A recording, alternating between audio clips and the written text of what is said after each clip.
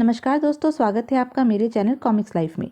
शुरू करते हैं मनोज कॉमिक्स की एक और मज़ेदार कॉमिक्स, सुपर थीफ रुस्तम और पत्थर की चील पार्ट 2। अब उसने बांस ऊपर उठाया। कुछ ही क्षण में लेंस पर रंग की मोटी तह चढ़ गई और कैमरा अंधा हो गया। फिर उसने बांस और पेंट के डिब्बे को एक तरफ फेंक दिया और चील की प्रतिमा की ओर दौड़ा। रुस्तम का इशारा पाते ही मार्कोस हेलीकॉप्टर प्रतिमा के बिल्कुल ऊपर ले आया और फौलादी तार में बंधे हुए 2 कांटे नीचे लटका दिए।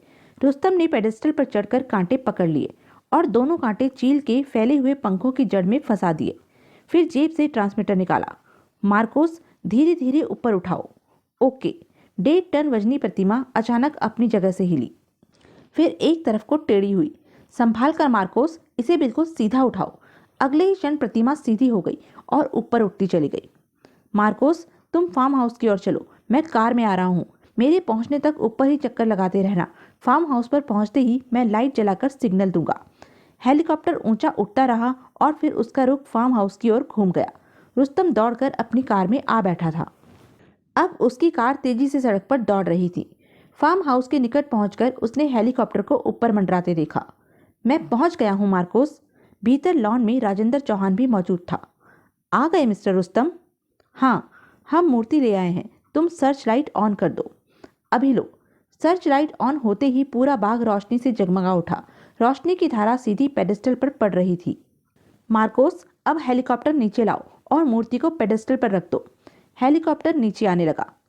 रुस्तम, चील पेडेस्टल पर इस तरह रखी जाए कि उसका मुंह फार्म हाउस के फाटक की तरफ हो। पहले भी यह ऐसी ही रखी थी।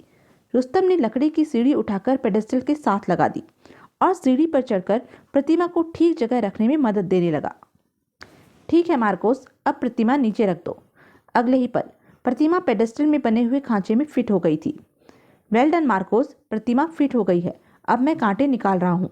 कांटे निकालने के बाद उसने मार्कोस को निर्देश दिया। मार्कोस, अब तुम वापस चले जाओ। मैं तुमसे सुबह आकर मिलूंगा। ओके रुस्तम। फिर हेलीकॉप्टर ऊंचा उठा और घूमकर वापस चला गया। रुस्तम पेडेस्टल से नीचे उतरा। तभी धाएं! कौन है? गोली किसने चलाई? तुरंत ही लॉन के एक कोने से 3 व्यक्ति सामने आए। देवेंद्र, तुम? हाँ, मैं। तुम्हारा यह किराए का चोर जब मेरी कैद से फरार हो गया तो मैंने छुपकर फार्म हाउस की निगरानी शुरू कर दी, क्योंकि मैं जानता था कि यह जो भी चीज चुराएगा उसे यहीं लेकर आएगा। लेकिन तुमने यहाँ आकर अच्छा नहीं किया है देवेंद्र। तुम तुरंत यहाँ से चले जाओ। चला जाऊंगा, लेकिन पहले यह बताओ, तुमने यह पत्थर की चील क्यों चोरी कराई है? क्या इसी के अंदर वह खजाना है? खजाना? मिस्टर चौहान, यह क्या चक्कर है? आपने तो मुझसे कहा था कि इस चील के साथ किसी तरह के धन का मामला नहीं जुड़ा हुआ है। मैंने ठीक ही कहा था। आप इस मूर्ख देवेंद्र की बातों पर ध्यान न दीजिए, और वैसे भी चील यहाँ पहुंचाकर आपका काम खत्म हो गया है। मेरा भाई ठीक कह रहा है रुस्तम, तुम्हारा काम खत्म हो गया है। अब तुम यहाँ से 9-2-11 हो जाओ। हाँ मिस्टर, आप जाइए, लेकिन फालतू बात मत करो। जाओ यहाँ से, वरना गोली मार दूंगा। रुस्तम चुपचाप फार्म हाउस से बाहर निकल आया और अपनी कार में बैठ गया। अगर उस चील में कोई खजाना छुपा हुआ है तो राजेंद्र चौहान ने मेरे साथ धोखा किया है। मुझे खजाने का राज जानना ही होगा। 4 दीवारी की दूसरी तरफ पहुंचकर उसने कार रोक दी। देखना चाहिए कि वह लोग क्या कर रहे हैं। 4 दीवारी पर चढ़ने में उसे कोई दिक्कत नहीं हुई थी। धीरे से वह भीतर कूद आया। फिर घुटनों के बल उसने पेडेस्टल की ओर बढ़ना शुरू कर दिया। वह लोग चील के निकट ही खड़े हैं। उनसे कुछ दूर फूलों की बड़ी क्यारी की ओट में रुस्तम औंधा लेट गया। देवेंद्र ने राजेंद्र पर अभी तक राइफल तान रखी थी। तो इस मूर्ति में खजाना नहीं है? नहीं। देखो राजेंद्र, मैं जानता हूँ कि चाचा जी के पास हीरे जवाहरात और आभूषणों का बहुत बड़ा खजाना था। तुम आजकल उसी खजाने की तलाश में हो। उस खजाने पर मेरा भी हक है और मैं अपना हक वसूल करके रहूंगा। तुम मूर्ख हो देवेंद्र, मैं किसी खजाने के बारे में नहीं जानता। तो ठीक है, मैं अपने ढंग से खजाना ढूंढने की कोशिश करूंगा। फिर वह अपने साथियों की ओर घूमा। तुम में से एक जाकर मेरी कार में से बड़ा हथौड़ा निकाल लाओ। Yes boss. कुछ ही देर में वह हथौड़ा ले आया। तुम क्या करना चाहते हो? मैं चील की इस मूर्ति को तोड़कर देखना चाहता हूँ। अगर इसके अंदर खजाना हुआ तो? खजाना मूर्ति में नहीं है मूर्ख। तो फिर तुमने इस मूर्ति को यहाँ क्यों मंगवाया है? इसे चोरी क्यों कराया है? यह मैं नहीं बताऊंगा तो मैं मूर्ति तोड़ डालूंगा। ठहरो, अब मैं नहीं रुकूंगा। मूर्ति तोड़े बिना मेरा शक दूर नहीं होगा। अगर तुमने यह मूर्ति तोड़ दी तो फिर हमें खजाना कभी नहीं मिलेगा। इसका अर्थ है तुम खजाने के विषय में जानते हो। देखो राजेंद्र, मुझे तुमसे कोई दुश्मनी नहीं, बस मैं खजाने में अपना हक चाहता हूँ। तुम शराफत से आधा खजाना मुझे दे दो, मैं यहाँ से चला जाऊँगा। ठीक है देवेंद्र, अब तुम्हें आधा हिस्सा देने में ही भलाई है। गुड, अब बताओ खजाना कहाँ है? खजाना इसी बाग में किसी जगह गड़ा हुआ है। बाग में? तो फिर तुमने यह चील क्यों चोरी कराई है? खजाने का पता लगाने के लिए। दरअसल चाचा जी के पुराने कागजात में से मुझे खजाने के बारे में जो कागज मिला था उस पर लिखा था कि शाम के 4 बजे इस चील के सिर की छाया बाग में जिस स्थान पर पड़ती है वहीं खजाना छुपा हुआ है। ओह, और चाचा जी की मौत के बाद चाची ने यह चील यहाँ से हटवा दी थी। हाँ, उन्हें खजाने के बारे में जानकारी नहीं रही होगी। तो अब हमें कल शाम के 4 बजे तक प्रतीक्षा करनी होगी।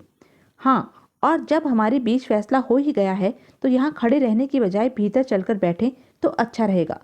उन लोगों के भीतर जाते ही रुस्तम भी उठकर वापस चल दिया। जमीन के भीतर छुपे हुए किसी भी खजाने पर सरकार का हक होता है। अगले दिन शाम के 4 बजे राजेंद्र और देवेंद्र चील की मूर्ति के नीचे खड़े थे। सिर की छाया उधर पड़ रही है, इस जगह जमीन खोदो। उन्होंने खुदाई शुरू की। ठीक उसी वक्त पुलिस स्टेशन में एक गुमनाम फोन आया। चौराहे से चुराई गई चील की मूर्ति राजेंद्र चौहान के फार्म हाउस पर मौजूद है। अगर आधे घंटे के भीतर पुलिस वहां पहुंच जाए तो मूर्ति के साथ साथ एक बड़ा खजाना भी बरामद कर सकती है। उधर फार्म हाउस पर अभी तक तो कुछ नहीं निकला। धैर्य से काम लो। कुछ क्षण बाद, अरे, कुदाल किसी चीज से टकराई है। थोड़ी और खुदाई करने के बाद वह लोहे का एक संदूक बाहर निकालने में सफल हो गए। उठाओ, शाबाश। संदूक के अंदर सचमुच खजाना था। याहू! मेरी मेहनत सफल हुई। और जब वह खुशी से नाच रहे थे तभी खजाने की खोज करने वाले आश्चर्य और निराशा से आंखें फैलाए रह गए। उधर मार्कोस के फ्लैट पर, तो तुमने पुलिस को गुमनाम फोन कर दिया है? हाँ, अब तक तो पुलिस ने वहां पहुंचकर खजाने पर कब्जा भी कर लिया होगा। जमीन में छुपे हुए खजाने पर सरकार का ही हक होता है। तुम भी खूब आदमी हो यार, चोर भी हो और सरकार के शुभचिंतक भी। यही मेरी विशेषता है और शायद इसलिए मुझे सुपर थीफ कहा जाता है। तो यह थी मनोज कॉमिक्स की एक मज़ेदार कॉमिक्स। ऐसी ही मज़ेदार कॉमिक्स के लिए बने रहे मेरे साथ। और हाँ, मेरे चैनल को लाइक, शेयर और सब्सक्राइब करना ना भूलें। धन्यवाद।